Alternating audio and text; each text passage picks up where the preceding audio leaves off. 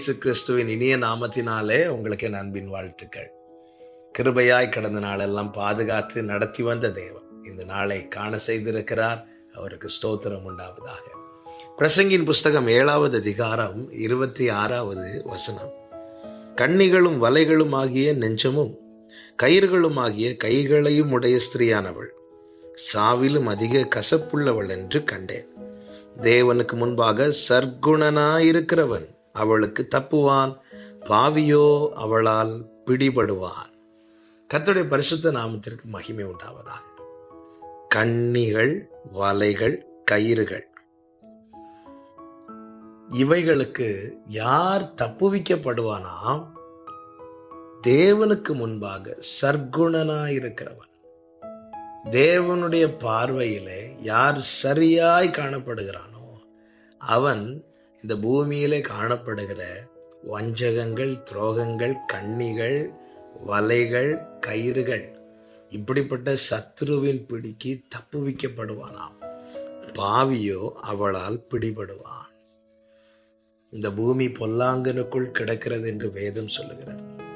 அதன் அடையாளம்தான் வருடம் தாண்ட தாண்ட கடந்த ஆண்டு நடந்ததை விட குற்றங்கள் இந்த ஆண்டு அதிகமாய் நடக்கிறது. எங்கே பார்த்தாலும் வஞ்சகங்கள், துரோகங்கள். புருஷன் மனைவிக்கு துரோகம் பண்ணுகிறது, மனைவி புருஷனுக்கு துரோகம் பண்ணுகிறது. இப்படிப்பட்ட பல காரியங்கள், கேட்கக்கூடாத, கேட்க சகிக்காத செய்திகள் எல்லாம் தினம் தினம் வந்து கொண்டிருக்க காரணம் என்ன? கண்ணிகள், வலைகள், கயிறுகள் என சத்துருவின் பிடி அதிகமாக இங்கே காணப்படுகிறதுனால வேதம் அழகாய் காண்பிக்கிறது.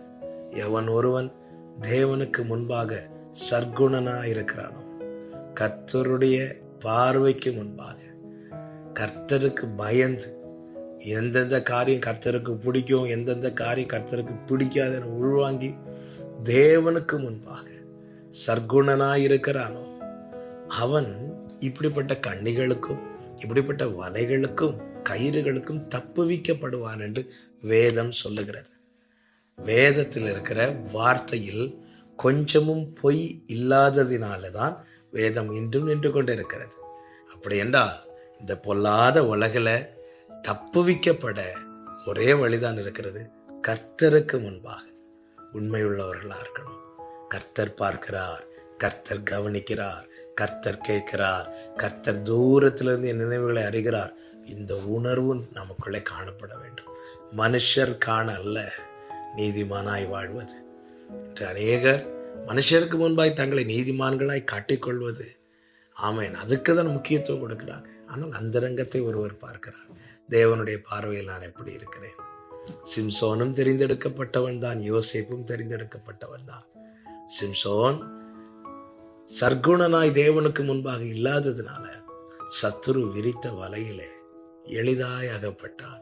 எத்தனை தருணங்களை அவனுக்கு கொடுத்தார். ஆனால் அகப்பட காரணம் என்ன தெரியுமா? தேவனுக்கு முன்பாக அவன் சற்குணனாய் இல்லை, கர்த்தருடைய பார்வையில் சரியாக இல்லை. பெற்றோருக்கு தெரியாத ஒரு காரியம் அவன் அந்தரங்கத்திலே செய்தது. சிங்கத்தை பீறி போடுகிறான், அதற்குள்ள இருக்கிற தேனை வழி விலகி போய் எடுத்து சாப்பிடுகிறான். பிரதிஷ்டை உள்ளவன் பிரதிஷ்டைக்கு மாறானதை செய்கிறான். தேவனுடைய பார்வையிலே அது சரியானதாய் காணப்படவில்லை. அது மாத்திரமா, அதன் பிறகு அவன் செய்த ஒவ்வொரு காரியமும் தேவனுக்கு முன்பாக உண்மையுள்ளதாய், தேவனால் ஏற்றுக்கொள்ளக்கூடியதாய் இல்லாதபடியினாலே சத்துரு விரித்த வலையிலே அவன் அகப்பட்டு போனான். அதே நேரத்தில் யோசேப்பை பாருங்கள். போர்த்திபாரின் வீட்டிலே போர்த்திபாரின் மனைவி அவனை பாவம் செய்ய இழுத்த போது அந்த இடத்துல வேற யாரும் கிடையாது.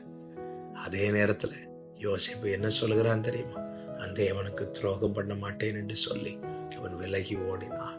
அது நிமித்தம் அவன் மேல பொய்யான குற்றச்சாட்டு வந்தது உண்மைதான். ஆனால் அது எதுவுமே நிலைத்திருக்கவில்லை. கர்த்தருடைய சித்தம் வாழ்க்கையில் நிறைவேறினது. எல்லாவற்றுக்கும் மேலாக உயர்த்தப்பட்டான். என்னை கேட்டுக்கொண்டிருக்கிற அன்பு சகோதரா, சகோதரி, கண்ணிகளுக்கு தப்ப ஒரே வழி கர்த்தருக்கு பயந்து கர்த்தருக்கு முன்பாக நடுக்கத்தோடு அவரை சேவியுங்கள் என்று வேதம் சொல்லுகிறது அல்லவா? அந்த ஒரு உணர்வுள்ள இருதயத்தோடு நடக்க கர்த்தரிடத்துல கிருபையை கேளுங்கள். இப்படி நடக்கிறவர்கள் வழி இதுவே என்று சத்தம் நம்ம காதுல கேட்கணும். எப்போ தெரியுமா? வழி மாறி போகும்போதல்ல, சாயும் போதே கேட்க ஆரம்பிச்சிடணும். கொஞ்சம் வழி விலகும்படியான நினைவு நமக்குள்ளே வரும்போதே அந்த சத்தம் கேட்க ஆரம்பித்து விடணும்.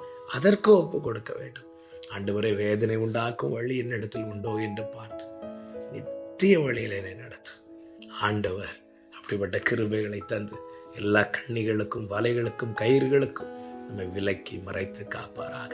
ஜெபிக்கலாமா?